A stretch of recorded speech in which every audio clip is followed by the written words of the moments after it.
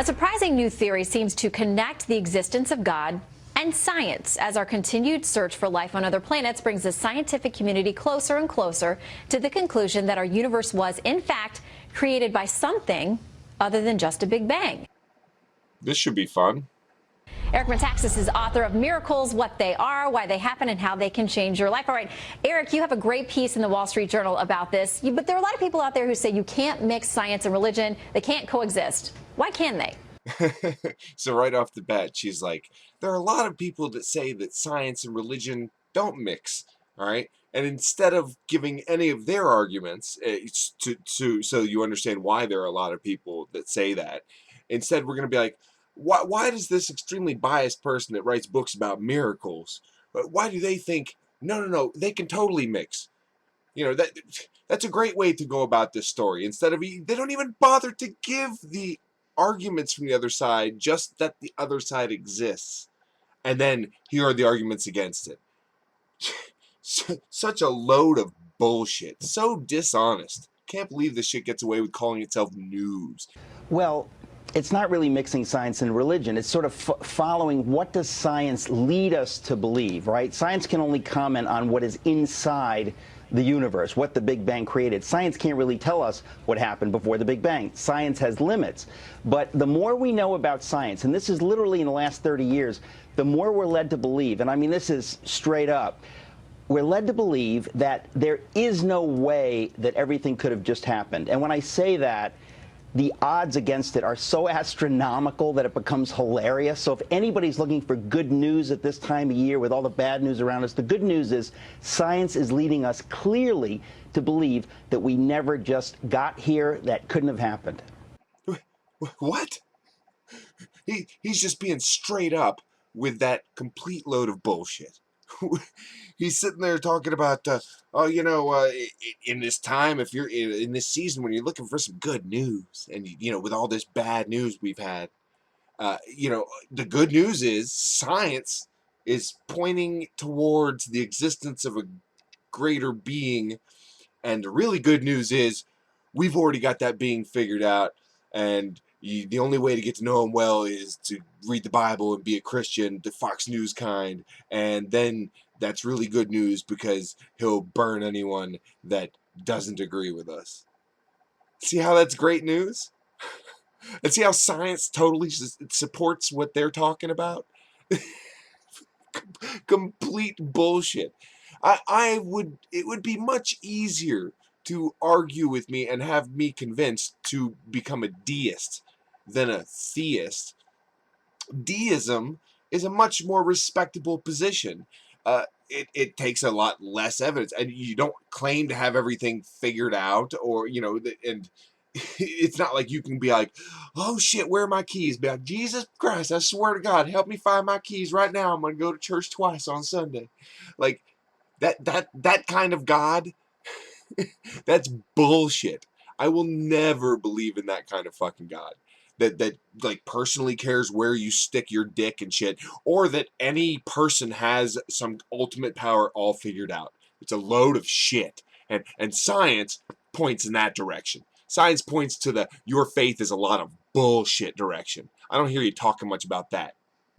Well, why do you think for decades, in some cases in centuries, people have said that science, there is proof, whether it's in the fossil record or other evolutionary theories, that there was nothing and then suddenly there was something? And for years they've said that's the dominant theory. It's the only one that makes sense. Why is that changing?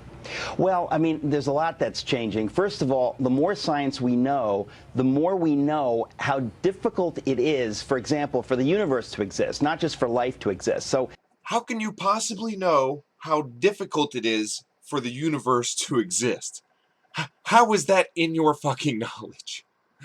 Like, you would have to know what the probabilities of the universe not existing and all that are. To make assertions like this is like, wow, mind-blowing. To watch people do this and then claim, no, that's science, because it's the chances are it's really difficult for the universe to exist. Therefore, something made it exist, because if something's difficult, beyond our imagination with our simple human minds, it must mean like Sky Daddy done did it, Oh. In one chapter in the book, I talk about how difficult it is for life to exist. But in another chapter, I talk about how the more the cosmologists and the physicists know about what happened at the Big Bang, the more those of them who are atheists are having their atheism shaken by what they see. It doesn't mean that they believe in God, but they know that, you know, the atheistic view that we just got here by random forces, it just doesn't make logical sense. So they're looking for alternative explanations, and I think we probably got a pretty simple explanation right in front of us. Ah. By the way, his simple explanation is God. God done did it. These atheists, they're having their worldview challenged, you know, and that doesn't necessarily mean they believe in God. So there's totally still atheists. And not knowing what happened before the Big Bang, before time itself started, before the universe started, how the fuck are we supposed to know that? It's amazing that we even have the abilities we do to see the distant galaxies. What about all that?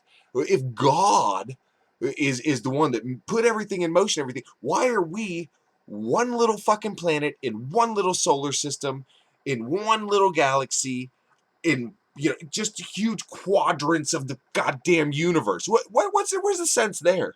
I'm waiting for your scientific explanation, dipshit. All of this was created just so we could live right here, right? Or maybe you're just, I don't know, trying so hard to find that gap to squeeze your God into that you've totally fucking let your mind go numb to any kind of critical fucking thinking. Okay, so there have been many who have hidden their faith in the scientific community or kind of downplayed it, but it seems like they are becoming more vocal with some of these discoveries and saying, listen, I'm not ashamed of it, but both what I know intellectually and my heart can match. They can work together. Well, listen, I mean, actually, there's a whole chapter in my book of Miracles on how science and faith are totally compatible. And the idea that they're not compatible, it's ridiculous. I mean, it's sort of part of the narrative we bought into over the last 40 or 50 years or more.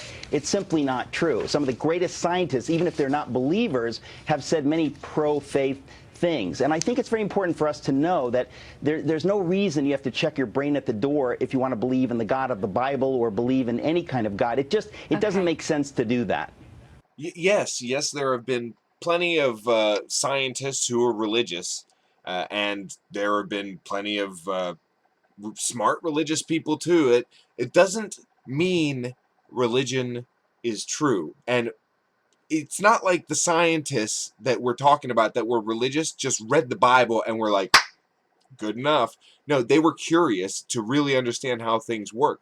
And as science progresses and tries to better explain how the fuck shit works, it's never progressed by the idea of God. God did it. Never once has that progressed science one fucking bit. Ever.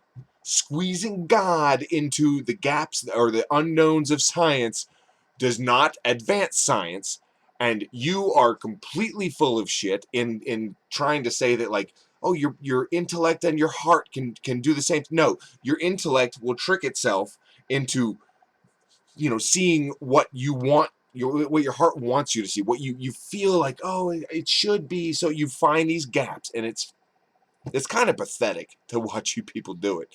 And whatever. I'm not buying your fucking book. I doubt many people are. And I'm not buying your bullshit either. Until next time, Coctopus out.